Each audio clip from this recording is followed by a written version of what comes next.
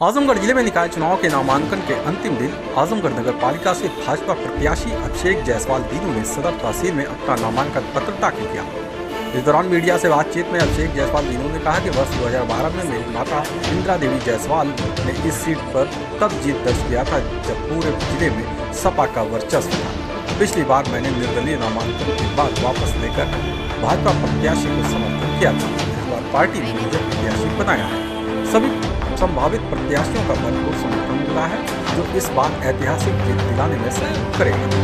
एक प्रश्न के जवाब में कहा कि आरोप प्रत्यारोप तो सभी पर लगते हैं, मां सीता पर आरोप लगाता है।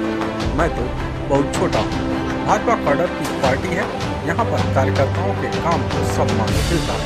ये मैं 2012 में हमारी माता जी को भारतीय जनता पार्टी से प्रत्याशी बनाया गया था और शायद ये लोग ये सोचते थे कि जीत पाएंगे कि नहीं जीत पाएंगी, लेकिन उस समय सपा की सरकार में इस आजमगढ़ में जिसे लोग तब कहते थे सपा का गढ़ है, आज तो खैर ये भारतीय जनता पार्टी के गढ़ के रूप में तब्दील हो रही। तब हमने जो है चुनाव करके भारतीय जनता पार्टी में दिखाया और हमारा यह मानना है कि इस चुनाव में अब तक सबसे अच्छी मेहनत और ऐतिहासिक जीत होगी।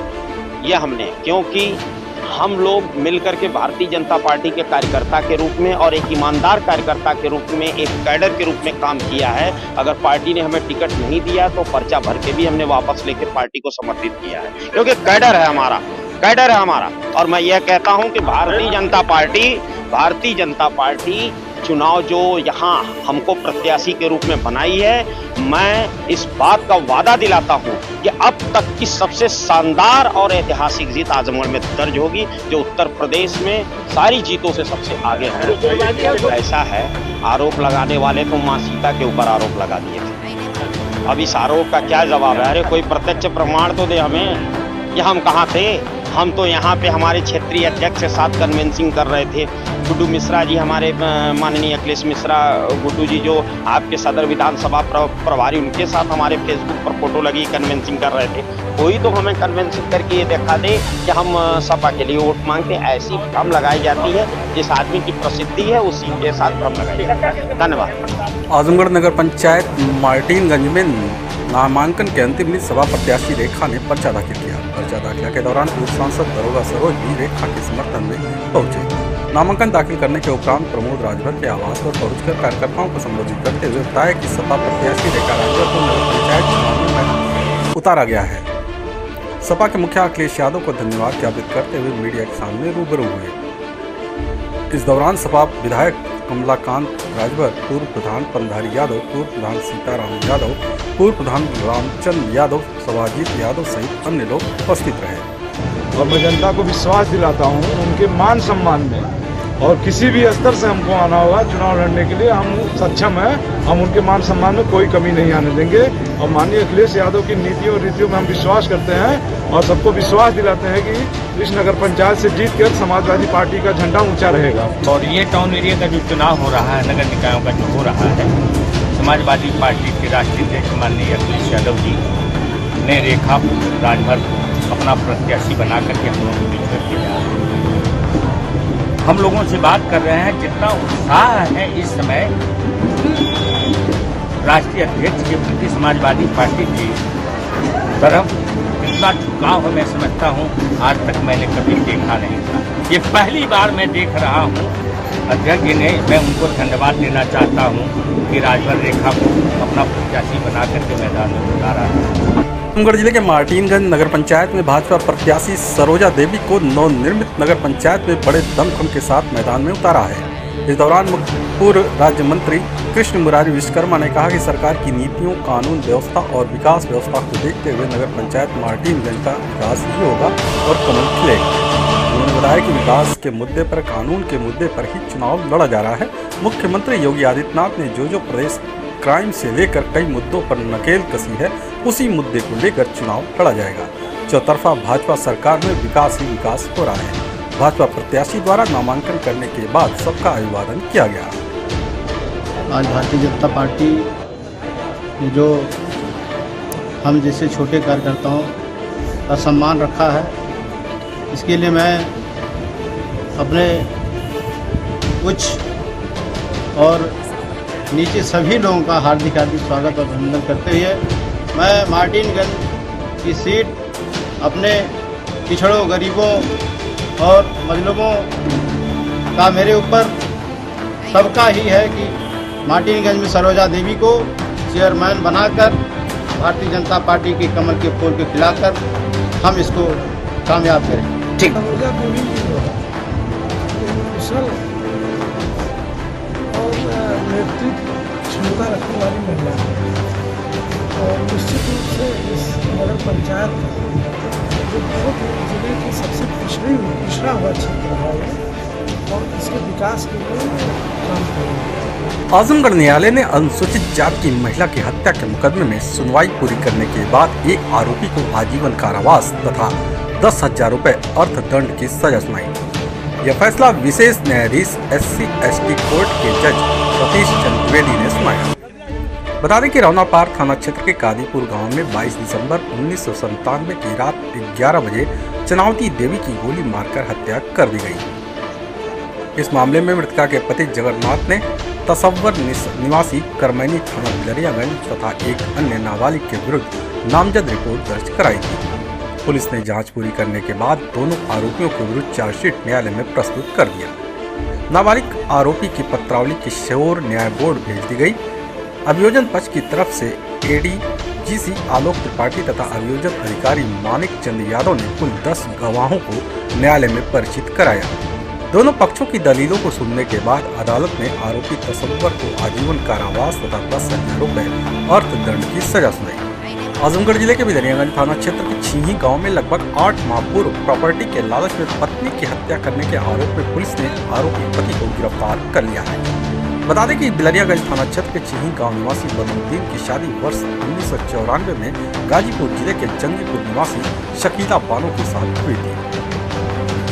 शकीला की 4 पुत्रियां हैं। शकीला बानो की 24 अगस्त 2022 को संदिग्ध परिस्थितियों में मौत हो गई थी। शकीला बानो के भाई अकबर अली ने बहन की मौत के मामले में बिलरियागंज थाने में नामजद तहरीर दी थी। तहरीर में अकबर अली ने आरोप लगाया था कि उसकी बहन शकीला बानो की 4 पुत्री पैदा हुई है। लड़का पैदा न होने के कारण आरोपित बदरुद्दीन द्वारा दूसरी शादी करने व पीड़िता की प्रॉपर्टी अपने नाम लिखाने के चक्कर में उसकी बहन को 24 अगस्त 2022 को मार पीट कर व गला दबाकर हत्या कर दी। आजमगढ़ जनपद के बिलरियागंज थाने में एक मुकदमा लिखा गया था। अकबर अली ने लिखवाया था ये। उनकी बहन शकीला बानो को, जिनकी शादी 1994 में हुई है, उनको उनके पति बदरुद्दीन, ये ग्राम छीही थाना बिलरियागंज के रहने वाले हैं, इन्होंने हत्या कर दी। इनकी हत्या का कारण ये बताया गया कि लड़का नहीं था, 4 लड़कियां थीं और दूसरी शादी करनी थी इनको। पीड़िता की प्रॉपर्टी अपने नाम लिखवाने के चक्कर में उन्होंने अपनी पत्नी की हत्या कर दी। इस प्रकरण में पोस्टमार्टम हुआ था और विसरा प्रजल हुआ था। विसरा रिपोर्ट में विष पाए जाने की पुष्टि होने पर आज अभियुक्त बदरुद्दीन को 24 तारीख को गिरफ्तार किया गया है और उनको न्यायालय में चालान करके जेल भेज दिया गया। आजमगढ़ जिले के सरायमीर थाने की पुलिस ने नाबालिग किशोरी के साथ दुष्कर्म करने के मामले में वांछित अभियुक्त को गिरफ्तार किया है। बता दें कि बीते 23 अप्रैल को सरायमीर थाना क्षेत्र के गांव निवासी महिला ने मुकामी थाने में रिपोर्ट दर्ज कराई थी कि उसकी नाबालिग बहन के साथ एक युवक मोबाइल पर बात करता था, बहला फुसलाकर उसके साथ दुष्कर्म किया। इस बात की जानकारी होने पर जब वह पूछताछ करने के लिए गई तो आरोपी जान से मारने की धमकी देते हुए अश्लील वीडियो व फोटो को वायरल करने की धमकी देने लगा।